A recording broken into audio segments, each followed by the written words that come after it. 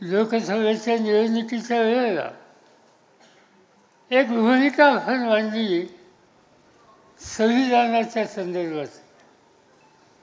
मी जबाबदारीने सांगतो की ज्या निवडणुकीमध्ये काही प्रमाणात यश आलं, पण याचा अर्थ संविधानावरचं जे संकट आहे ते पूर्णपणाने गेलं असा निष्कर्ष काढण्याचे दिवस नाही आहेत. आणि त्याचं प्रामुख्यानं कारण आज देशाची सूत्र ज्यांच्या हातामध्ये आहेत, त्यांचा या सगळ्या संविधानात्मक संस्था, विचारधारा आणि तरतुदी यांच्या संबंधीची आस्था नाही. आज देशाच्या पार्लमेंटमध्ये आम्ही बघतो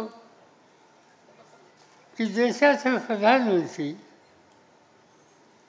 या पार्लमेंटची प्रतिष्ठा किती ठेवतात. राज्यसभेचे काही सदस्य या ठिकाणी व्यासपीठावर आहेत आणि ते सांगतील तुम्हाला. हल्लीच राज्यसभेचं लोकसभेचं अधिवेशन झालं. या लोकसभेच्या किंवा राज्यसभेच्या अधिवेशनामध्ये देशाचे प्रधानमंत्री एक दिवससुद्धा सदनामध्ये आले नाही.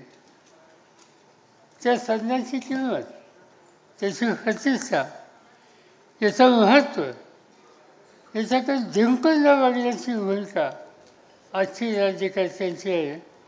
आणि त्याची प्रचिती आम्ही जे लोक लोकसभे किंवा राज्यसभेमध्ये आहोत त्यांना पुन्हा पुन्हा बघायला मिळते. आज काही इन्स्टिट्यूशन्स आहेत, संस्था आहेत, सत्ताधारी पक्ष, विरोधी पक्ष.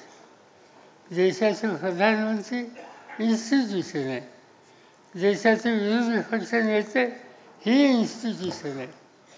प्रधानमंत्र्याची प्रतिष्ठा ही देशाने ठेवली पाहिजे, तसंच विरोधी पक्ष नेत्याची प्रतिष्ठा, त्याचा उल्लेख नाना भाऊंनी आपल्या भाषणात केला, ती सुद्धा तितक्याच महत्त्वाची. त्यांनी उल्लेख केला कालच्या 15 ऑगस्टला. विरोधी पक्ष नेते 5व्या ओळीत बसवले. मी स्वतः विरोधी पक्ष नेता होतो. अटल बिहारी यांचं सरकार होतं आणि मला आठवतं आहे की या सोहळ्यामध्ये माझी बैठकीची सुविधा कॅबिनेट मिनिस्टरांच्या बरोबरची होती.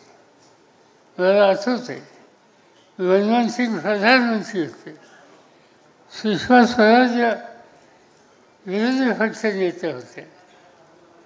आणि याच 15 ऑगस्टच्या कार्यक्रमामध्ये कॅबिनेट मंत्र्यांच्या लाईनमध्ये सुषमाजीसुद्धा बसलेल्या होत्या. याचा अर्थ व्यक्तीचा प्रश्न नाही, या संस्थांची प्रतिष्ठा. ही इन्स्टिट्यूशन आहे, लोकशाहीची इन्स्टिट्यूशन आहे आणि त्याचा सन्मान ही करण्याची जबाबदारी कुठल्याही राज्यकर्त्यांच्यावर असते. आणि त्यामुळं त्यांच्याकडून खरगे किंवा राहुल गांधी यांची प्रतिष्ठा राखली जाईल अशी अपेक्षा जर ठेवली तर ती त्यांच्याकडून गेली नाही. आणि त्याचं महत्त्वाचं कारण या लोकशाहीच्या संस्थांच्यावर, पद्धतीच्यावर यत्किंचितही विश्वास नसलेले राज्यकर्ते आज देशाच्या सत्तास्थानी बसले. आणि त्यामुळं आपण अतिशय जागरूक राहण्याची गरज आहे. महाराष्ट्र सरकारच्या संबंधीची निवडणूक आज आता 2 महिन्यात आपण जाणार आहोत. मगाशी कोणतं सांगितलं 3 महिने. 3 महिने खरं नाही, आपल्याला त्याहीपेक्षा कमी दिवस आहेत. आणि या कमी दिवसामध्ये या तिन्ही पक्षांनी आणि आपल्या अन्य मित्र पक्षांनी एका विचारानं सामान्य लोकांच्या जाऊन त्यांच्या जागृती निर्माण करून परिवर्तनाचा विचार हा त्यांच्या मनामध्ये रुजला पाहिजे. महाराष्ट्राचं चित्र बदलायचं असेल ते ईश्वर संस्कार योजल्याशिवाय गत्यंतर नाही. एकही